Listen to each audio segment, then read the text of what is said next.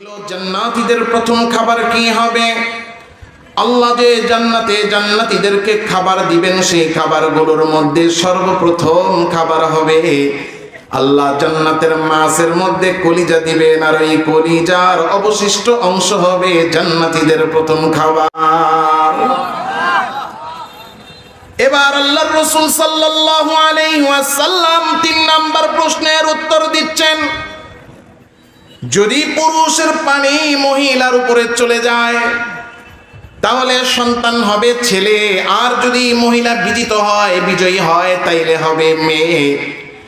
নবীজি সাল্লাল্লাহু আলাইহি ওয়াসাল্লাম বলে দিলেন ১ নাম্বার প্রশ্নের উত্তর, আউয়ালু আশরাতিস সাআহ ফানারুন ইয়াহশুরুন নাসা মিনাল মাশরিকি ইলাল মাগরিব। একটা আগুনের দলা বের হবে, যে আগুনের দলা পূর্ব থেকে পশ্চিম দিকে সমস্ত মানুষকে নিয়ে যাবে। আব্দুল্লাহ ইবনে সালাম চেহারার মধ্যে একটা খুশি ভেসে উঠল। এবার নবীজি সাল্লাল্লাহু আলাইহি সাল্লাম বলতেছেন, ওয়া আম্মা আউয়ালু তুআমি আহলিল জান্নাহ ফাজিয়াদাতু কাবিদিল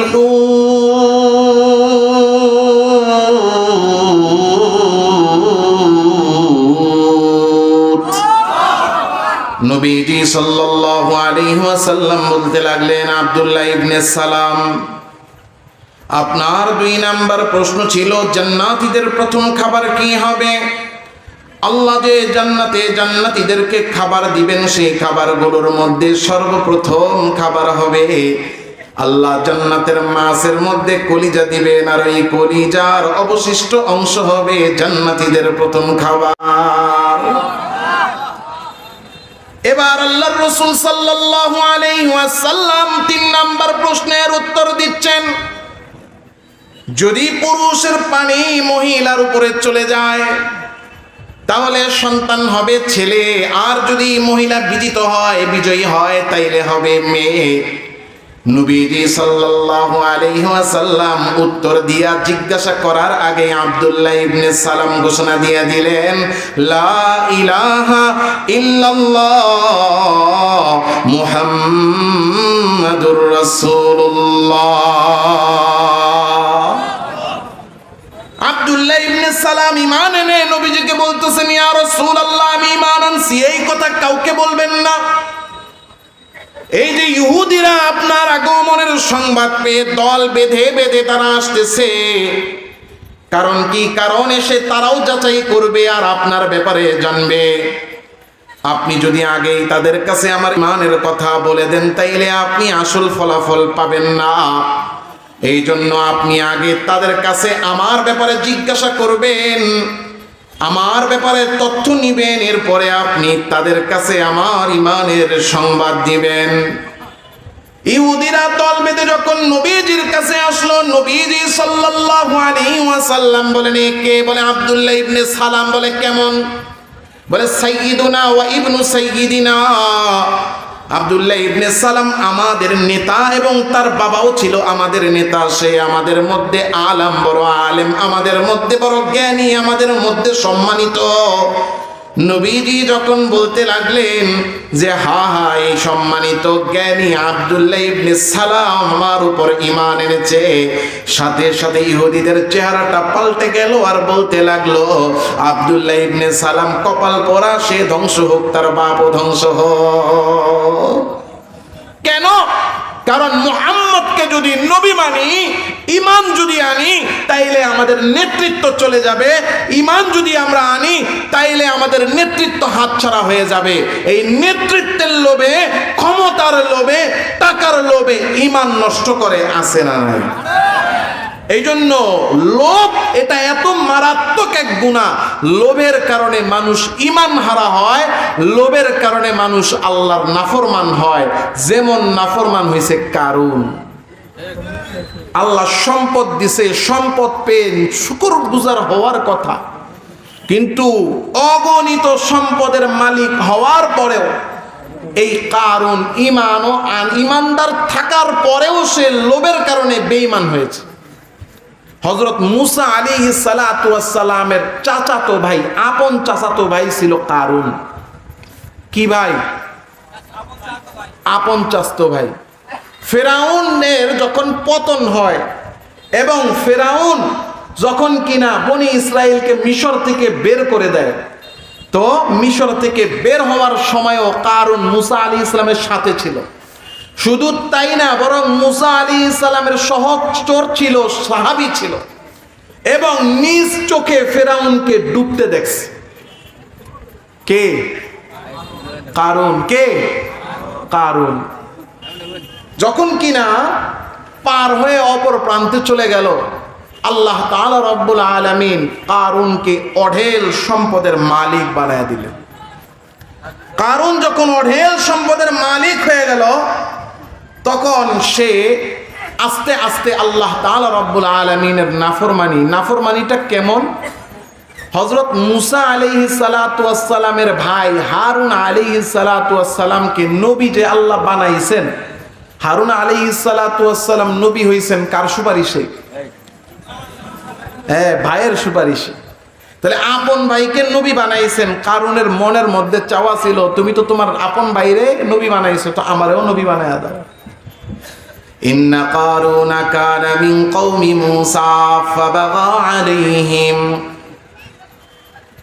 ওয়া আতাইনাহু মিনাল কুনুজি মা ইন্না মাফাতিহাহু لتنوء بالعصبة أولي القوة إذ قال له قومه لا تفرح إن الله لا يحب الفرحين।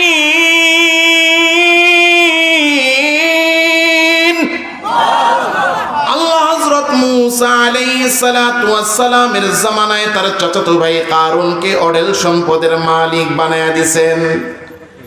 কত সম্পদের মালিক কারুন হলো যে আল্লাহ কোরআনে বর্ণনা করছেন যে তার সম্পদগুলো যে গোডাউনের মধ্যে থাকতো, যে খাজানার মধ্যে থাকতো, ওই খাজানার মধ্যে যে তালা, ওই তালাগুলোর চাবি ছিল ছোট ছোট, অর্থাৎ এই 1 আঙ্গুলের সমান। এই ছোট ছোট চাবিগুলো এক একটা খাজানার এক একটা চাবি, এক একটা গোডাউনের এক একটা চাবি। এত সম্পদ ছিল যে সম্পদগুলো গোডাউনে রাখার পরে গোডাউনগুলো তালা দিয়া যে চাবিগুলা হইতো, ওই চাবিগুলা একসাথে বহন করার জন্য এক পাল পাশুর পশুর দরকার হতো। তাফসীরে ইবনে কাসিরের মধ্যে আছে যে চাবিগুলো বহন করার জন্য 60টা খচ্চরের প্রয়োজন হতো। একটা খচ্চর যদি বেশি না 100 কেজি করে ওজন বহন করে, তাইলে 60টা খচ্চরের পিঠে কত কেজি? কত কেজি? 6000 কেজি যদি এই চাবি হয়, তাইলে হিসাব করেন চাবির পরিমাণ কত। তাহলে চাবি যদি 6000 কেজি হয়, কতটা চাবি ছিল, আর ওই চাবির তালা কতগুলো, তাইলে গোডাউনের পরিমাণ কতগুলো। এত সম্পদের মালিক হয়ে গেছে হযরত মুসা আলাইহিস সালাতু ওয়াস সালাম। দেখলেন এই যে কারুন সম্পদের মালিক হওয়ার পরেও সে আস্তে আস্তে যত দিন যায় সম্পদের মালিক হচ্ছে, আর তার অহংকার, গরিমা, কৃপণতা বাড়তেছে। সেই সম্পদ থেকে কাউকে কোনো দান করে না, যাকাত আদায় করে না, আল্লাহর হুকুম অনুযায়ী যেখানে যেটা খরচ করতে হবে করে না।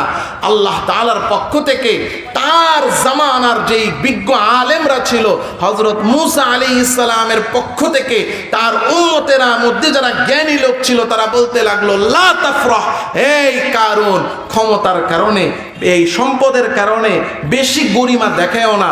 ইন্নাল্লাহা লা ইউহিব্বুল ফারিহিন, আল্লাহ কিন্তু গরিমা ওয়ালাদেরকে পছন্দ করেন না। এখন আমাদের অবস্থা এরকম, কয়টা টাকার মালিক হইলে আমরা অহংকারী হয়ে যাই, একটু ক্ষমতার মালিক হইলে অহংকারী হয়ে যাই। দেখেন না, ক্ষমতা এখনো পাই নাই, খালি ভাবটা এমন যে আমার দল ক্ষমতায় আসবে, এতেই সব কিছুর দখলদারি শুরু হয়ে গেছে। বাজারে যায় বলে, এই বাজারে যা আছে এখন থেকে চান্দা দিবি, নাইলে দোকানের শাটার খুলতে দিব না। কথা বলেন না কেন? কেন ঢাকার মিটফোর্ডের ঘটনা আপনারা দেখেন নাই? দিনের বেলা প্রকাশ্যে একজন মানুষকে জলজ্যান্ত যুবক তাকে ফালায়া তাকে পাথর দিয়া নিক্ষেপ করে মাথাটারে থেতলেয়া শরীরটারে থেতলেয়া হত্যা করছে নাকি করে নাই? ক্ষমতার জন্য এই যে আমাদের ভিতরের যে বেচাইনি লোভ আকাঙ্ক্ষা, বাঁচবো কতদিন দুনিয়াতে, সাধারণ এই সমস্ত মানুষ আমরা যারা আছি আমরা এটা বুঝিও না কি করতেছি, কেন করতেছি। প্রশ্ন করেন কেন করতেছো, তোমার গন্তব্য কোথায়, প্রশ্নের উত্তর দিতে পারবে না। এক একজনের আচরণ দেখলে মনে হয় যে লোভে পড়ে সে আর সাধারণ মানুষ নাই, পশু এবং তার চেয়ে নিকৃষ্ট হয়ে গেছে। শেষ। এই জন্য বান্দা যখন লোভে পড়ে যায়, লোভ যখন অন্তরে বসে যায়, তখন বান্দা আল্লাহর নাফরমানিতে লিপ্ত হয়, ঈমান থেকেও সে দূরে সরে যায়। এই জন্য অন্তর থেকে লোভ নামক এই মারাত্মক ভয়াবহ ব্যাধিটা আমাদের বের করতে হবে।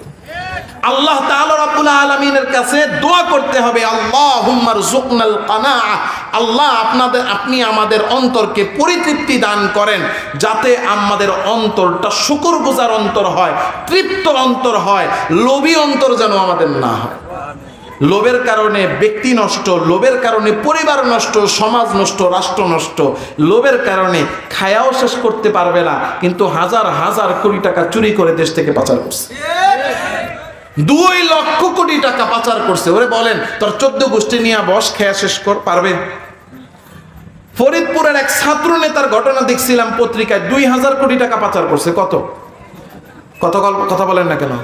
2000 কোটি টাকা যে পাচার করছে, ওরে বলেন 2000 কোটি টাকার 1000 টাকার বান্ডিল কইরা একটা ডাইনিং টেবিলে দিয়া তোর 14 গোষ্ঠীর বসায়া দিব, ও খায়া শেষ করতে পারবে? পারবে না। আল্লাহ আমাদের সবাইকে লোভ থেকে মুক্তি দান করেন। আখির দাওয়ানা আলহামদুলিল্লাহি রাব্বিল আলামিন। আসসালামু আলাইকুম ওয়া রাহমাতুল্লাহ।